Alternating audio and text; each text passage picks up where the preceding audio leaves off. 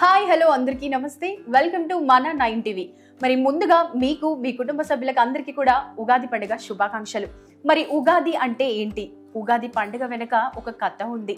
అలాగే ఉగాది పచ్చడి ఎలా చేసుకుంటారు, ఉగాది పచ్చడిలో వేసే షడ్రుచులు అసలు దేనికి అని మనకి ఈ వివరాలన్నీ చెప్పడానికి రమారెడ్డి గారు రెడీగా ఉన్నారు. నమస్తే రమారెడ్డి గారు. నమస్తే, వెల్కమ్ టు మన 9 టీవీ. అండ్ ముందుగా మీకు మీ కుటుంబ సభ్యులకు అందరికీ ఉగాది పండుగ శుభాకాంక్షలు. మీకు కూడా అండి. ముందుగా మన 9 టీవీ ప్రేక్షకులందరికీ క్రోధినామ సంవత్సర ఉగాది శుభాకాంక్షలు.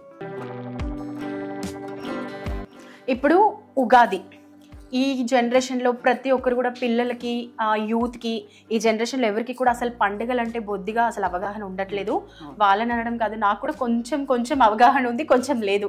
పిల్లలు యూత్ అందరూ ఏంటి అని అంటే పొద్దున్నే లేస్తారు, పండుగ టైంలో కొత్త బట్టలు వేసుకుంటారు, ఇంట్లో ప్రసాదం పూజలు ఇంట్లో పెద్దవాళ్ళు ఏం చేస్తే వాళ్ళు అలా చేసి ఉంటున్నారు. కాకపోతే దాని వెనకాల స్టోరీ ఏంటి, అసలు ఈ పండుగ ఎందుకు చేస్తారు, పలానా పండుగ ఎందుకు వస్తుందని ఎవరికి కూడా అవగాహన లేదు. సో వాళ్ళందరి కోసం మీరు ఉగాది పండుగ అంటే ఏంటి, అసలు పచ్చళ్ళలో కొన్ని రకాలు వేస్తారు, తీపి చేదు పులుపు అని కొన్ని షడ్రుచులు వేస్తారు, అసలు అవి ఎందుకు వేస్తారు ఏంటి అని కొంచెం ఎక్స్ప్లెయిన్ చేయండి. ఓకే, ముందుగా మన భారతదేశంలోనే కాదు ప్రపంచం అంతా కూడా ప్రపంచవ్యాప్తంగా జనవరి 1వ తేదీని నూతన సంవత్సరంగా భావిస్తారు. కానీ మన తెలుగు క్యాలెండర్ ప్రకారం మనకి కొత్త సంవత్సరం ఉగాదితో మొదలవుతుంది. ఈ ఉగాది ఏమిటి అని అంటే చైత్ర మాసంలో, మామూలుగా తెలుగు మాసాలు 12 ఉంటాయి, అందులో మొట్టమొదటి మాసం చైత్ర మాసం. సో ఈ చైత్ర మాసంలో శుద్ధ పాడ్యమి రోజు వచ్చే ఉగాది పండగ, మొట్టమొదటి పండగ ఉగాది. ఓకే, ఉగాది అంటే యుగ ప్లస్ ఆది, ఈ 2 పదాల కలయికే ఉగాదిగా భావిస్తారన్నమాట. ఓకే, సో చైత్ర మాసం అనే పేరు ఎలా వచ్చింది అని అంటే చంద్రుడు చిత్తా నక్షత్రానికి దగ్గరగా ఉన్నందున దీన్ని చైత్ర మాసం అంటారు. సో ఈ చైత్ర మాసంలో శుక్ల పాడ్యమి మొదలుకొని నవమి వరకు చైత్ర నవరాత్రులు కూడా జరుపుకుంటారు, అది ఉత్తరాయణంలో. ఓకే, దక్షిణాయనంలో వచ్చేసి ఆశ్వయుజ మాసంలో కూడా శుద్ధ పాడ్యమి నుంచి నవమి వరకు అప్పుడు కూడా నవరాత్రులు జరుపుకుంటారు అనమాట. సో మన తెలుగు ప్రజలందరికీ ముఖ్యమైన పండగ, కొత్త సంవత్సరంగా ఉగాదిని భావిస్తారు. అండ్ ఈ చైత్ర నవరాత్రులు ఏవైతే ఉన్నాయో ముఖ్యంగా అమ్మవారిని చాలా భక్తి శ్రద్ధలతో కొలుస్తారనమాట. ఈ నవరాత్రులు ఈ 5 శుద్ధ పాడ్యమి రోజు నుంచి నవమి వరకు జరిగే నవరాత్రులు చైత్ర నవరాత్రులు అంటారు. ఈ చైత్ర నవరాత్రుల్లో ముఖ్యంగా అమ్మవారిని బాగా కొలుస్తారనమాట. అండ్ ఇంకోటి వచ్చేసి ఏంటి అని అంటే ఉగాది సంవత్సరం ఎప్పుడైతే ఈ సంవత్సరం ఏప్రిల్ 8 అమావాస్యతోటి శోభకృత్ నామ సంవత్సరం ముగిసి ఏప్రిల్ 9వ తారీఖున క్రోధినామ సంవత్సరం ఆరంభం అవుతుంది.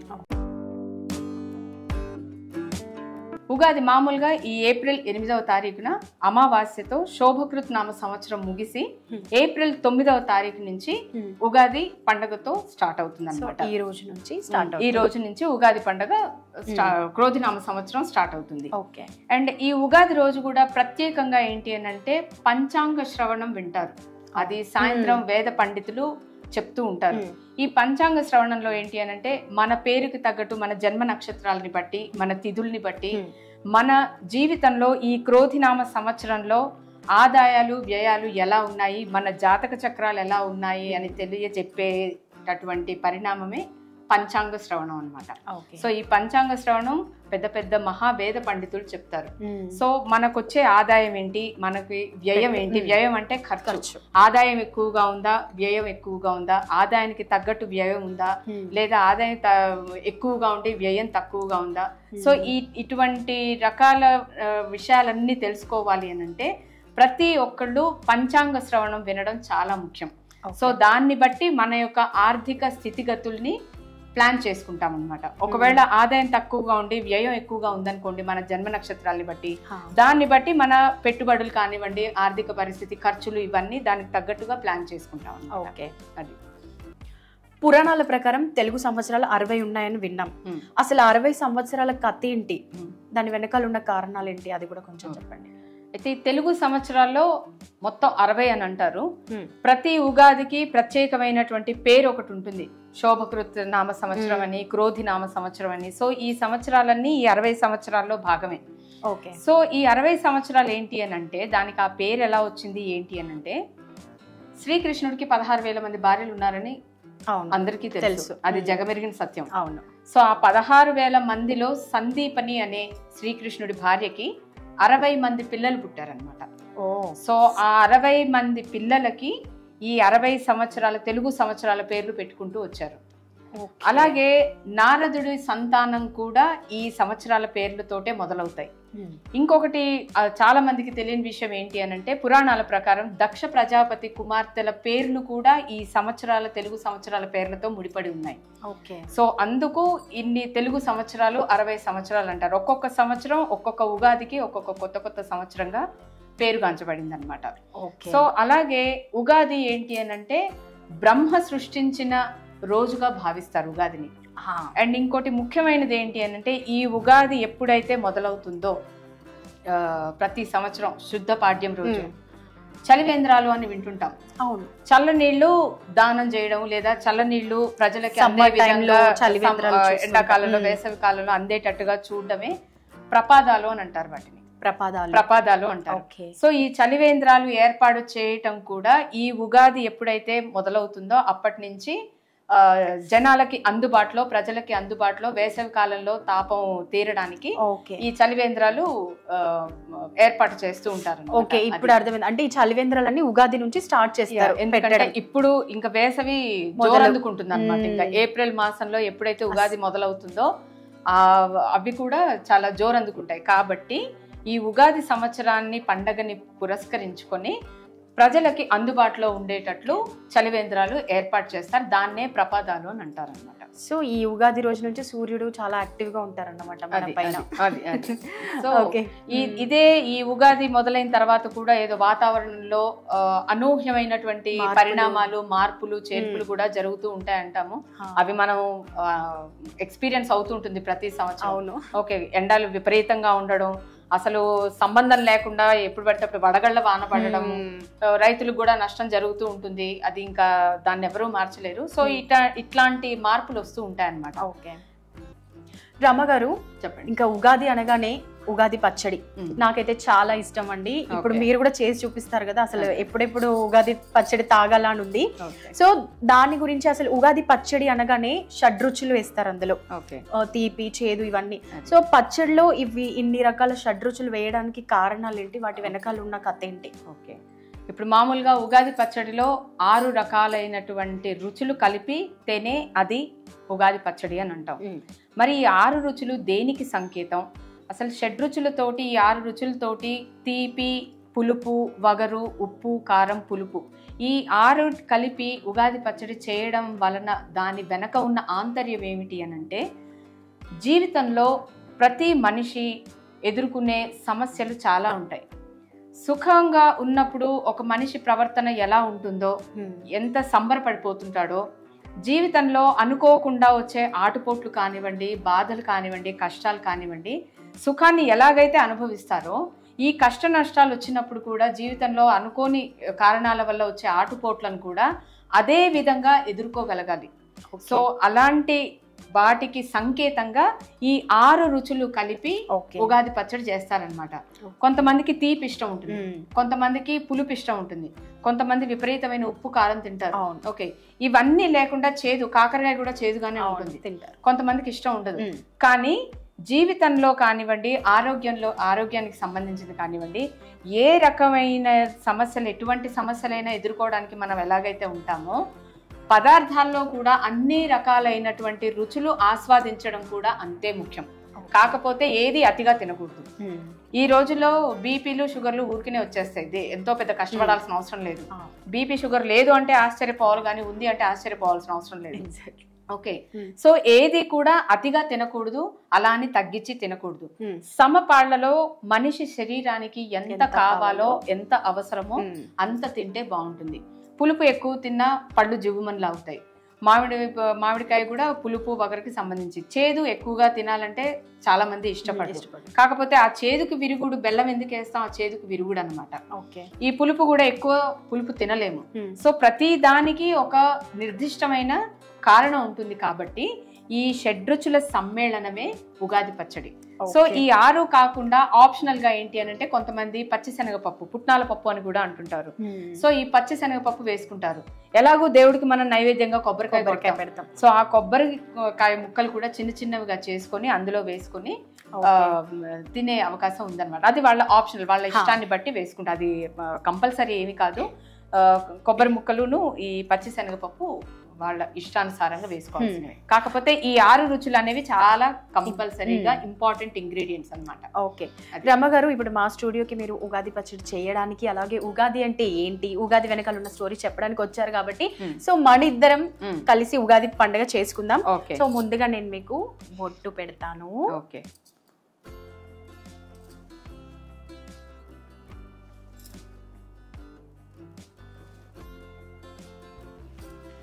సో మేము కూడా ఉగాది పండుగ చేసుకుంటున్నాం, మీరు కూడా ఇలాగే చేసుకోండి, సెలబ్రేట్ చేసుకోవాలి.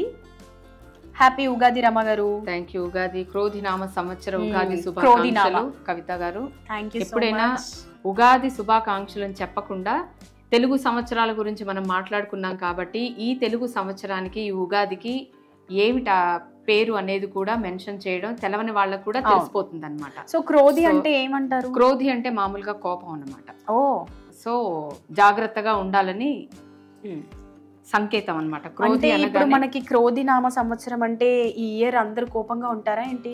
అలా అనేం కాదు.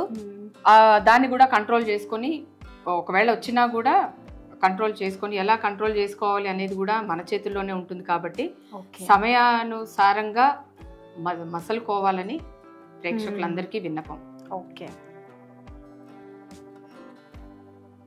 సో నవరసాలు అంటుంటాం కదా మనిషికి.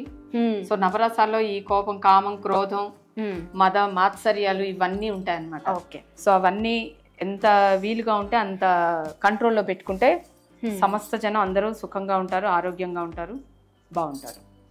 ఇప్పుడు మరి ఉగాది పచ్చడి స్టార్ట్ చేసేద్దాం. నాకైతే ఎప్పుడెప్పుడు స్టార్ట్ చేస్తామా, ఎప్పుడెప్పుడు పచ్చడి తాగాలన్నది. మీకు కూడా చాలా మంది ఉగాది పచ్చడి అంటే చాలా ఇష్టం కదా. సో మా స్టైల్లో మేము చేసి చూపిస్తాము, మీరు కూడా చేసి ఉగాది బాగా ఎంజాయ్ చేయండి. సో స్టార్ట్ చేద్దామా రమ గారు? చేద్దాం.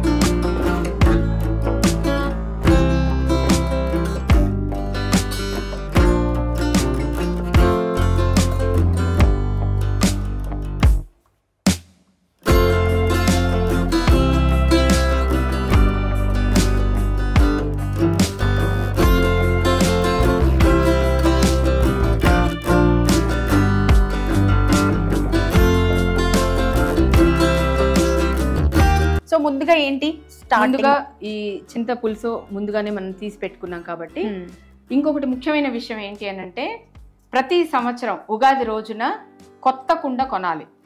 ఈ ఉగాది పచ్చడి కొత్త దాంట్లోనే చెయ్యాలి. కొత్త కుండలో మళ్ళీ దానికి ఒక మూత కొనాలి, గురిగా అంటాం చిన్న కుండ, అది కూడా కొనుక్కోవాలన్నమాట. సో కొత్త కుండ కొనకుండా, దానికి తోరణం కట్టకుండా, కంకణం కట్టకుండా ఉగాది పచ్చడి చేయకూడదు. సో కొత్త కుండను మనం యూజ్ చేస్తున్నాం కాబట్టి ఫస్ట్ బొట్టుతోటి, పూలు, తోరణాలతోటి ముందుగా కుండను అలంకరించుకోవాలి. సో ఇప్పుడు మనం ముందుగానే తయారు చేసి పెట్టుకున్నామండి మేము ఇక్కడ చింతపండు పులుసు ఈ కుండలో వేసేద్దాం. ఆ తర్వాత ఫస్ట్ తీపితో స్టార్ట్ చేద్దాం. బెల్లం వేయాలి, ఆ తర్వాత వేప పూత చేదుకి నిదర్శనం, ఆ తర్వాత పులుపు, వగరు, మామిడికాయ ముక్కలు, ఆ తర్వాత రుచికి సరిపడా ఉప్పు, ఆ తర్వాత కారం. ఆప్షనల్ గా నేను ఇందాక చెప్పినట్టు పచ్చి శనగపప్పును కూడా వేసుకోవచ్చు. అలాగే ఎలాగూ నైవేద్యానికి మనం కొబ్బరికాయ కొడతాం కాబట్టి ఆ కొబ్బరి ముక్కల్ని కూడా చిన్న చిన్నగా కట్ చేసుకొని వేసుకోవచ్చు. మీ ఇష్టం ఉంటే వేసుకోవచ్చు, లేదు అని అంటే పర్వాలేదు. మామూలుగా మన తెలుగు సంవత్సరం, మన తెలుగు ప్రజలందరికీ ఉగాదితోనే కొత్త సంవత్సరం మొదలవుతుంది. అలాగే దీన్ని మహారాష్ట్రలో గుడి పడవాగా జరుపుకుంటారనమాట. అలా ఒక్కొక్క ప్రాంతానికి ఒక్కొక్క పేరు ఉంటుంది. పంజాబీ వాళ్ళేమో వైశాఖి అంటారు. అలా ప్రాంతాన్ని బట్టి ఉగాది సంవత్సరం వాళ్ళు కూడా జరుపుకుంటూ ఉంటారు. ఈ ఉగాది పచ్చడి ఏదైతే ఉందో చేసుకున్నాం కదండి, అందులో మీకు ఏమైనా కొంచెం ఎక్కువ తక్కువ అనిపిస్తే కొన్ని వాటర్ కూడా యాడ్ చేసుకోవచ్చు మీ ఇష్టానుసారంగా, రుచికి తగ్గట్టుగా. ఈ ఉగాది పచ్చడి ఒక్కటే కాదు, మామూలుగా పండగలు అనగానే వివిధ రకాలైనటువంటి పిండి వంటలు చేసుకుంటాం. రమ గారు చెప్పండి. ఒక్క నిమిషం అండి. ఉగాది రోజు ఉగాది పచ్చడితో పాటు ఇంకొక ఐటమ్ కూడా చేస్తారు. అది కూడా నాకు చాలా చాలా ఇష్టం. ఓహో, రెడీగా తెచ్చి పెట్టుకున్నా భక్షాలు. అవునండి. ఇది ఎందుకు చేస్తారు? ఇది ఎందుకు అని ప్రత్యేకమైన కారణం అంటూ ఏమీ లేదు. కాకపోతే పండగల రోజు మనం వివిధ రకాలైనటువంటి 4 రకాల పిండి వంటలు అవన్నీ చేసుకుంటాం కాబట్టి మెయిన్ గా పులిహార ఒకటి చేస్తాం ఏ పండగైనా. అవును. ఆ పులిహారతో పాటు ఉగాదికి పచ్చడితో పాటు ప్రత్యేకంగా మనం భక్షాలు చేసుకుంటాం అన్నమాట. ఈ భక్షాలు కూడా మీకు అందరికీ ఎలా చేస్తారో తెలిసే ఉంటుంది. శనగపప్పు ఉడకబెట్టుకోవాలి. అది ఎక్కువగా పల్చగా కావద్దు. ఎందుకు అనంటే చపాతీ పిండి కలిపి అది ముద్దగా చేసి దాంట్లో బెల్లం కూడా కలుపుతాం కాబట్టి బెల్లంలో నీరు ఉంటుంది. సో ఇది యాడ్ అయ్యి అది పల్చగా అయ్యే అవకాశం ఉంది కాబట్టి గట్టిగా ఉడకపెట్టుకొని దాంట్లో బెల్లం యాడ్ చేసుకొని, ఇష్టం ఉన్న వాళ్ళు ఏంటంటే గోధుమ పిండి వాడుకుంటారు, కొంతమంది మైదా పిండి కూడా వాడుకుంటారు. సో ఇది మైదా పిండి. వీటిని పోలెలు అని కూడా అంటారు, భక్షాలు అంటారు, బొబ్బట్లు అని అంటారు. అంటే ఏ ప్రాంతానికి తగ్గట్టు ఆ ప్రాంతం వాళ్ళు పిలుచుకుంటుంటారు అనమాట. సో పులిహార, మిరపకాయ బజ్జీలు, ఇలా భక్షాలు, సో వాళ్ళకి నచ్చిన పిండి వంటలు, ఆహార పదార్థాలు చేసుకొని ఉగాది పండగని తమదైన శైలిలో తమకు నచ్చిన రీతిలో ఆనందంగా జరుపుకునే పండగ ఏంటి అని అంటే మన ఉగాది పండగ. ఇప్పుడు ఆనందం ఏంటంటే నాకు ఇప్పుడు మీకు ఏం చేస్తానంటే ఉగాది పచ్చడి రుచి చూద్దామా? మీకు రుచి చూపించాలి ఫస్ట్. ఇందాక నుంచి మీకు ఉవ్విళ్ళు ఊరుతున్నాయి కదా. సో ఫస్ట్ ఉగాది పచ్చడి గురిగా ఎందుకు అనంటే, ఉగాది పచ్చడి మన ఇంటికి వచ్చిన వాళ్ళకి కానివ్వండి, మనం కానివ్వండి, ఈ కొత్త కుండలోనే తయారు చేయాలి. ముందుగా నేను చెప్పినట్టు పాత దాంట్లో చేయకూడదండి. సో ఉగాది పచ్చడి అనేది కొత్త కుండ 2 కొని అది పొయ్యడానికి కూడా చిన్న గురిగా కొనాలన్నమాట. సో దాంతో చేసి సాంప్రదాయబద్ధంగా దానికి పసుపు కుంకుమ పెట్టి తోరణాలు కట్టి ఆ తర్వాత పూలతోటి అలంకరించుకోవాలన్నమాట. సో అలాగే కుండ అదే విధంగా పెడితే బాగుంది కదా చూడడానికి. సో మనకి డెకరేషన్ లాగా అనమాట.